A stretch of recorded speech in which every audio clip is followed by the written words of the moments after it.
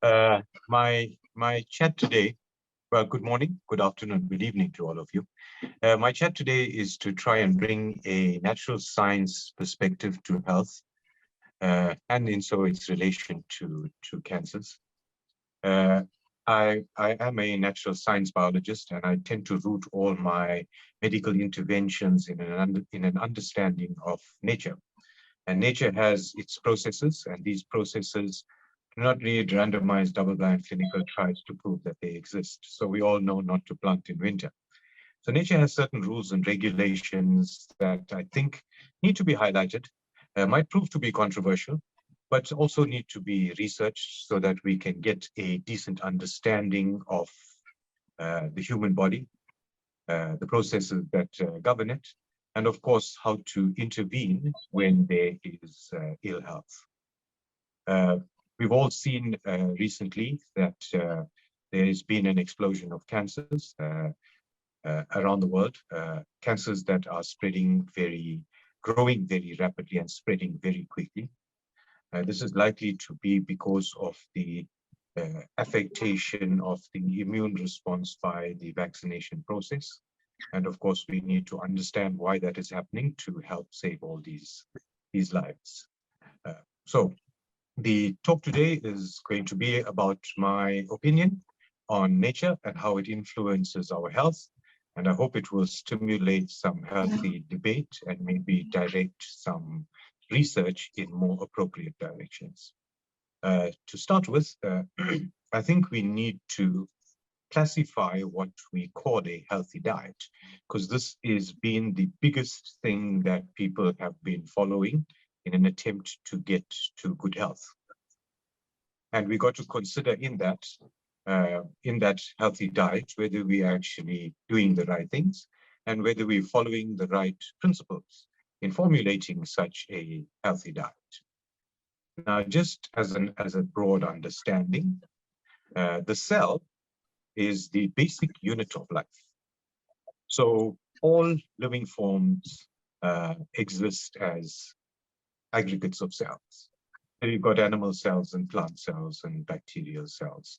And so we'd look at the cell and try and figure from there what nature's intention is. Now, if you look at cells, they're either living or dead. And of course, we concern ourselves with those that are living. And if you look at living cells, they can be classified based on health into three categories. And every cell, no matter the human body or a plant, will fit into one of those three categories. A cell is either normal, and if it is normal, it properly fulfills the function for which it was made. So it's a heart cell being a heart cell and a kidney cell being a kidney cell. And that's a normal cell. If the cell is not normal, but alive, then it's either diseased or damaged. So you can take every cell in a human body and it'll be in one of those three categories, either normal, diseased, or damaged. Now, the aim to good health is to remove disease and damage timelessly. And we as medical professionals are sought after to encourage that kind of process. So when someone's diseased or damaged, they come to me to assist them get rid of that. So it's the understanding of the removal of disease and damage by nature that is vitally important in formulating strategies going forward, in dealing with ill health, and in dealing with damage, cancers, and so forth. So looking at these cells, when you look at a healthy diet, I think that's a misnomer, because no matter what you eat, whenever you eat, you are nourishing all three. Normal, disease, and damage will die. So if you nourish your garden, even the weeds would grow, even the diseased plants would grow. So food and nourishment is not discriminate in what it grows. And so it cannot select out the diseased and damaged tissue. But that is what we want to become healthy. So I think we need to delve a little deeper. Nature removes disease and damage by a process of deprivation or starvation. Now, deprivation or starvation is what occurs in winter. And when winter comes to your garden, the diseased and damaged plants in your garden are not resilient. and they will be selected out. They will die first. If you starve the population of people, the ones with disease and damage will die first. And so it is deprivation that removes disease and damage selectively. And so it is starvation that actually heals us rather than any nourishment. And it is the reason that when you get very ill, you lose your appetite. And you will only get that appetite back once the disease and damage has been resolved. So I think we need to get a better understanding of the interplay between nourishment and starvation. And we've seen that intermittent fasting has become something that people are starting to follow and understand the benefits of.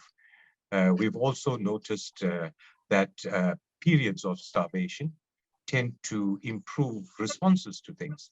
Recent articles have shown that a 72-hour fast can stimulate stem cells and reset immunity. A 72-hour fast can have beneficial effects on cancers.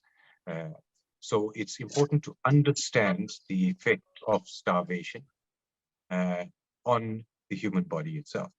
Now, the biggest problem that we have is inflammation. If you look at any process, any illness, any disease, any damage, it's the inflammatory process that causes the problem. Acute inflammation can be beneficial in that it will heal or remove the offense. But if that sets into chronic inflammation, we sit with the problem. And so it's to address this kind of chronic inflammation that's vitally important. When a tree drops a leaf, it doesn't lose a branch. So we got to understand how apoptosis, or the process of natural killing, takes place without inflammation involved. And if we can understand that process, then we can use it to our advantage. So it's vitally important to understand this interplay with nature. Now, the next thing I'd like to touch on, so I think I've brought some controversy to what a healthy diet actually is. And the next thing I want to look at is the way we actually eat and what's important in eating itself. Now, when you fertilize, let's look at a garden.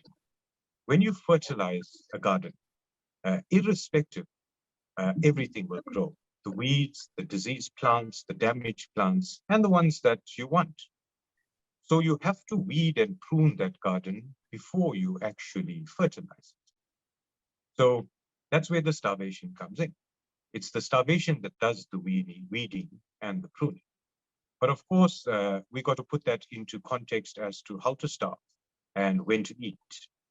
Now, looking at our planetary obsession with good nutrition, irrespective of the quality of nutrition, if you fertilize your garden at the wrong time, it will do more damage than good. So irrespective of the quality of the fertilizer, it is the timing of fertilizing that actually determines the outcome. So if you use the best fertilizer at the wrong time, it can be very detrimental. And if you use a very poor quality fertilizer at the exact right time, it can be very, very, very beneficial. So timing is far more important than the quality of the fertilizer. And so I think it's vitally important to understand when it's the appropriate time to eat rather than what to eat. The preoccupation with what to eat is, I think, a little over-exaggerated. Now, to understand that, I think we need to understand from a human perspective that we are primates. And as primates, we should look very closely at how primates feed and to understand why nature meant it to be that way. Now, when you look at primates, they eat almost everything that humans eat, leaves, roots, fruit, veg, nuts, meat. They eat almost everything we eat. But there's two things that primates don't eat. Primates don't eat grass and grasses, and we do. We eat barley, rye, sugarcane are all grasses. And of course, I've never seen a primate milk a cow, so I think dairy is something we should restrict. If you look at the planet as a whole, the two commonest foods that I'd say a large majority of inhabitants are allergic to is both dairy and wheat. And if you wonder why, I think a primate can answer that question quite conclusively. uh, we're not supposed to be exposed to those kind of things. Then as well, when you look at how a primate eats, he doesn't have a high carbohydrate load in whatever he eats. His exposure to carbohydrates would be through some roots and tubers. It can be through a ripened sweet fruit, or if he decides to raid a beehive and get some honey. And so that's the only real carbohydrate that he gets in his diet. The rest of it is solely protein and fat. And so we got to understand that this is what a primate eats, and this is what we've been designed to actually eat. The other thing that happens with this feeding of a primate is that he has no choice. And I think the choice that we're given according to our diets is part of a huge problem in the formation of disease and damage to our human body. A primate has to eat seasonally. Whatever's grown in the environment around him, he has to eat it whenever it's there, and he has to eat locally grown. He doesn't have the ability to import or export like we do, and eat out of season like we do. So I think that is vitally important in the way we live and heal as human beings. We are seasonal creatures. There is always this interplay between life and death. And it's the understanding of this interplay between life and death that will get us to understand the self-healing, restorative potential of the human body. And so I think that the timing of eating and the understanding of starvation is vitally important. More important actually than what we actually eat, because what we eat is really the environment that we live in. Food is part of this environment. Now, I would say that the appropriate way to eat would be to eat only when you are hungry. That would be the right time or the appropriate time to nourish the human body. So, like your garden, you would first weed and prune it and then fertilize it. So, I've been teaching my patients over many years to make sure that hunger is the first thing in their day before they indulge in any eating. So I don't encourage patients to have breakfast. I think that's a mistake. I encourage patients to get up and get on with their day until they find that they are getting hungry. And once they find that they're hungry, they can sit to eat. When they eat, they must make sure that they eat things that are seasonal and locally grown. And they must eat to the point of satisfaction, because after all, that's the aim of nutrition. And they should restrict their periods of eating to 8 hours in a day. So from the time you start, 8 hours later, you stop. But you make sure in those 8 hours, you got sufficient nourishment or sufficient satisfaction from the nourishment that's in front of you. Now, just to put perspective, seasonality, one, we understand the summer fruit in summer is very good for you. It can be detrimental in winter. So you got to eat the nourishment you need for the season. And of course, when you look at locally grown, the ground in a specific area has certain nourishment. Certain plants will grow there and certain won't. Those that thrive have to withstand the local environmental and climatic conditions that are unique to that area. And if you eat those fruits, then you will be resilient for that same environment. So people can tell you that the fruit from another environment is sweeter, but it's sweeter for the people living in that other environment.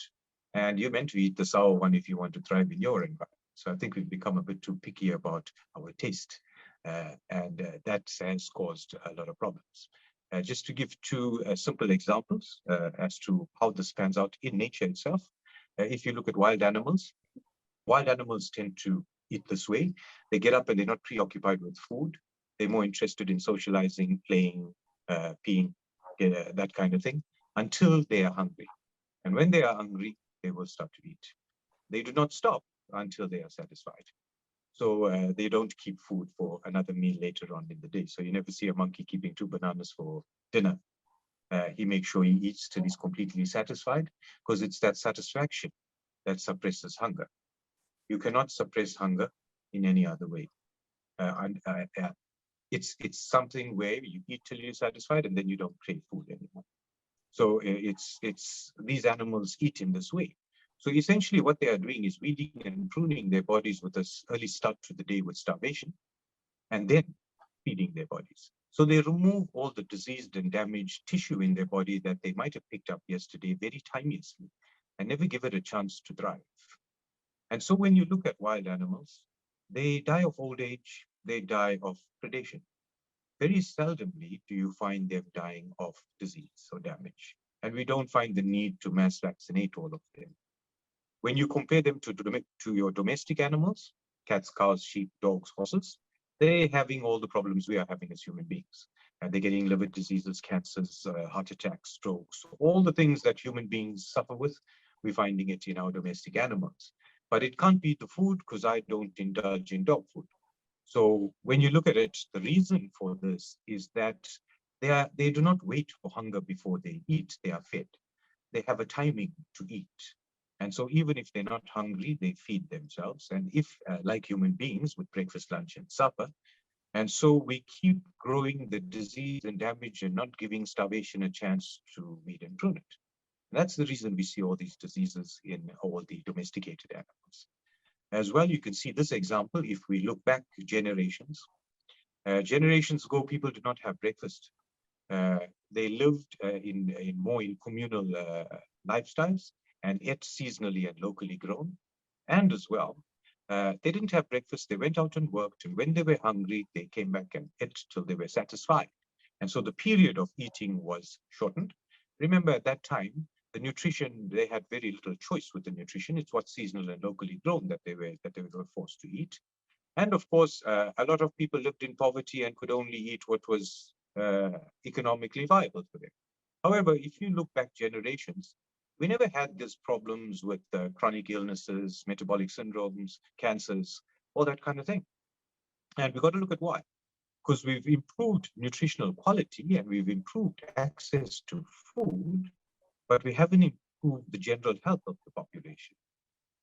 So they were actually healthier than we were simply because they weeded and pruned their bodies every single day of all the damage and disease they picked up the previous day before they fertilized all the normal that was left after that.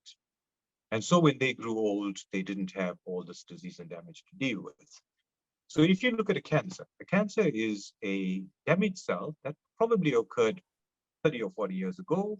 It was one cell that got damaged. Why it got damaged is really irrelevant, whether you drank or smoked or exposed to a chemical or whatever it is, it was a cell that got damaged. And if you starved yourself every day before eating, that cell would have been put under stress and being diseased or damaged wouldn't have been as viable and would have died. But unfortunately, we've spent 40 years feeding it timeously with breakfast, lunch, and supper, and now it's grown into the largest weed in your body. And so it takes over your life. So I think this shows us the importance of understanding nature and understanding where we as human beings need to intervene. Like I said, there was a study that showed that fasting had great benefit to health and to the suppression of cancers. There was also research that showed that a complete carbohydrate restriction to a diet can cause cancers to go into remission and to actually start to disappear. Because cancers tend to get their nourishment from carbohydrates, glucose especially, and they use a process of fermentation because of their mitochondrial damage to actually keep burning energy or keep making energy. And if you restrict that glucose in whatever form it might be, starches and the rest, you can starve that cancer and it will start to die. And so this effect of starvation on cancers is actually, or calorie restriction on cancers, is vitally important to understand. Uh, when you look at animals as well, they do things automated. They live in environments, they have to eat what's there. So they have no choice. And I think with human beings, the choices are where the problem lies. We taught to eat breakfast, lunch, and supper. We taught to eat specific things for breakfast, lunch, and supper. And we taught to restrict our portions so that we don't get fat. But I think that's the wrong thing to do. I think we need to listen to our human body. And when we are hungry, eat to the point of complete satisfaction. That is the right way to be doing it. This is something that is also vitally important in psychology. The two things that influence the psychology of the planet are food and sex. The ability to thrive and to reproduce, vitality and virility. And both are exactly the same kind of emotion. We all know what we like, be it food or our partner. From the day we're born, we know our preferences. We can't discuss that with others. It's very unique, individual. But we also know that the only way to satisfy those two desires is to indulge in it, and then the desire goes away once satisfied. And so I think it's vitally important to understand that there is a psychological impact of eating. If you ate all the food you love to the point of complete satisfaction, then the world could burn around you and you wouldn't really care. And no fancy house or car would ever bring you that kind of satisfaction. And so is this the reason we're seeing that generations ago, we had a calmer population, that we're more willing to indulge with each other and more willing to listen to each other and not so aggressive in their outlook? And is it because we never eat to the point of satisfaction, which needs you to eat what you love and also needs for you to be hungry before you start? Is it that we never reach that point of satisfaction, that the planet we live on now is inhabited by people that are psychologically unsatisfied? And so the issues that we have with violence and the rest globally. So I hope this brings some understanding to where we need to look, to understand that nature holds a lot of keys and that we need to be cautious about just taking a path. We need to be cautious about where we look with science and the kind of advice we give people for the future of health. A lot of what we advised is unfortunately commercially driven. And so I think that needs to be understood. I've advised my patients now over the past 20 years to follow this kind of lifestyle. Get up, eat only when you're hungry, eat till you're satisfied, and then don't eat till you're hungry again. Restrict your carbohydrates, restrict your time of feeding to 8 hours, and try and choose your food based on seasonality and what is locally grown in your specific area. And I've seen some amazing benefits with it, both in restoring metabolic health, but also in getting patients off diabetic medication, reducing patients' antihypertensive medications, patients starting to get off antidepressant medications because of being more satisfied with their day by eating to the point of satisfaction. I've had patients completely get off diabetic medications. And of course, so when you look at from a dietary perspective, I think the timing is most important. As well, we got to look at, and in short, exercise and how it influences metabolic health. It's important to realize that exercise impacts on your metabolism, not through the length or intensity of exercise, but not through the length of exercise, but more through the intensity of the exercise itself. So short bursts of maximum intensity reset your metabolism or speed it up. And so spending 2 hours at the gym will train you to be stronger and do what you're doing a lot better, but it's not going to impact on your metabolism and speed it up. Yet a quick, short, maximum sprint for a period of about a minute would reset your metabolism. That feeling of jelly in your muscles is actually the anaerobic respiration that you've actually forced by such sudden burst of activity, and that is what resets your metabolism. So the preoccupation with exercise being healthy, I think as well, is a little misplaced. It's the exercise itself, the burst of exercise that resets metabolism. And if you look at animals around you, they understand this. It's intrinsic to them. And that's the reason sometimes you'll find your dog bolting around your garden for apparently no reason. And then he sits down with a smile on his face. He's realized his metabolism slowed down and he shocked it back into its peak. Same with buffalo grazing on the Serengeti. You will find one in the back seems to lose his mind and starts bounding around recklessly for a minute or two and then settles back to eating. It's a way of stimulating metabolism. And it can only happen with shocking your system through a sudden burst of activity. So I hope this brings some perspective. And I hope that with our talk today, and Dr. Landrito, that we start to look at other means to treat the ailments that we have and not discount anything around us. We are at war with a pharmaceutical industry that judges everything on commercial interests. And of course, our aim is to protect and serve humanity as doctors. And we, at this point in time, face a major global crisis. And I think it requires a little bit of out-of-the-box thinking for us to find some solutions to things. Solutions that not necessarily are commercially viable, but help our brothers and sisters on this planet face the disease and damage that is on the horizon. We are going to face a pandemic of vaccine side effects. We've seen the increases in all-cause mortality globally, and so we need to be prepared. But to be prepared is not to give the pharmaceutical industry a leeway to make this an economic endeavor. And so I think it's vitally important that we empower doctors that are willing to look outside the box, and we need to take back the research and the understanding of medicine, science, and how we use it to the benefit of humanity.